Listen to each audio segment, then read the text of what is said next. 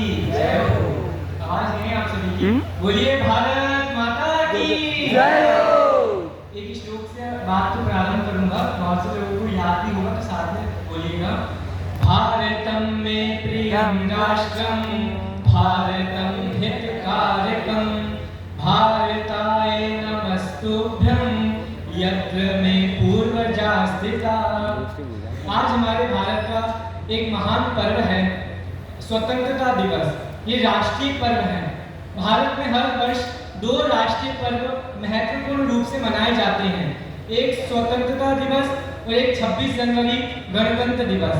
ये दोनों पर्व क्यों आते हैं, ये हमको क्या शिक्षा देते हैं, सबसे पहले ये समझते हैं। स्वतंत्रता दिवस हमको बताता है कि आप अब स्वतंत्र हो, कुछ भी कर सकते हो, आपकी जो मन मर्जी है, आप जैसे रहना चाहते हो, जो धर्म का पालन करना चाहते हो वैसे रहो। लेकिन गणतंत्र दिवस आता है, वो हमको सिखाता है कि आप स्वतंत्र तो हो लेकिन आप स्वच्छंद नहीं हो। आप यहाँ पर आपको रहना पड़ेगा तो अनुशासन में रहना पड़ेगा। जब स्वतंत्र भारत हुआ था उसमें कितने लोगों का बलिदान हुआ था, ये हमने सुबह आगे के दादा के प्रवचन के माध्यम से जाना था। लेकिन बहुत सारे लोग ऐसे हैं, जैसे कि मैं एक कहानी के माध्यम से आपको बताता हूँ। आजाद हिंद फौज के कुछ सैनिकों को अंग्रेजों ने पकड़ लिया था और जेल के अंदर बंद कर दिया। उनको आज़ादी के लिए भारत में नेताओं के जवाहरलाल नेहरू, गांधी जी, इन सब ने बहुत प्रयास किए, अनशन किए, बहुत जगह नारे लगवाए, सब कुछ किया।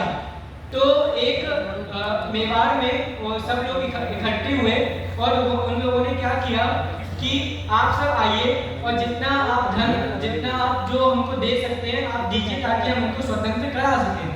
तो उसमें एक साधु बाबा है। साधु बाबा, उनके पास सिर्फ 2 चादर थी। वो 2 चादर लेकर आए अपने पास और उन्होंने, जब उनका नंबर आया और उन्होंने अपना भाषण दिया और उनसे कहा मेरे पास सिर्फ यही है, मैं इस देश के लिए यही दे सकता हूँ, जो मेरे पास है वही दे सकता हूँ। और उन्होंने वो 2 चादर उनको दे दी। और बाद में जितना भी धन इकट्ठा हुआ सब कुछ इकट्ठा हुआ और उन्होंने जो आजाद हिंद फौज के सैनिक थे उनको छुड़वाया।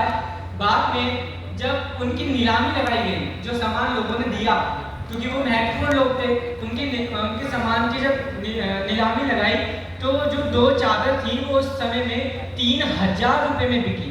3000। आप जान सकते हैं कि वो व्यक्ति कौन थे। वो व्यक्ति थे गणेश प्रसाद वर्णी।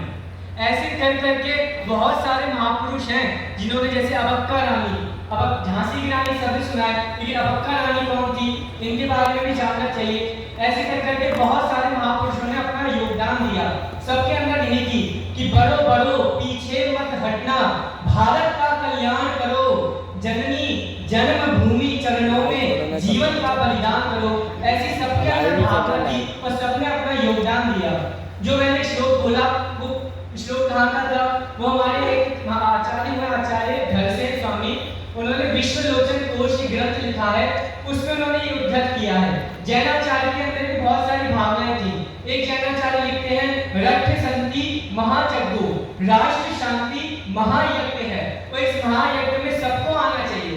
ऐसे जैनाचार्य के अंदर भावना थी। एक जैसे बहुत से ग्रंथों में प्रशस्ति की जाती है, तो जिस राज्य के राजा ने वो उसमें राज्य कालीन में उन्होंने ग्रंथ लिखा तो उन राजा का सम्मान, उनका आभार देते हैं। तो ऐसा नहीं कि जैन पीछे थे, जैन सबसे आगे थे। देश को आजाद कराने में, देश भावना में जैन सबसे आगे थे। अब क्योंकि हम सब जैन हैं तो 15 अगस्त से हमको क्या सीखना है, थोड़ा हमको भी अध्यात्म जानना चाहिए ना। तो देखिए 15 अगस्त 1 और 5, एक हुआ परम पारिणामिक भाव। जब परम पारिणामिक भाव को जानेंगे तो 5 पापों का त्याग होगा और पंचम गति प्राप्त होगी। और 15 तो हमने सीखी। अगस्त से क्या सीखे, अगस्त कौन सा महीना है, 8वां महीना। जब परम पारिणामिक भाव को जानेंगे तो अष्ट कर्मों का नाश होगा। तो कहीं ना कहीं जैन संस्कृति हर जगह छुपी है, पर उसको निकालना आना चाहिए, जैन शिक्षा को निकालना आना चाहिए। अंत में कुछ पंक्ति करके अपनी बात को विराम दूंगा।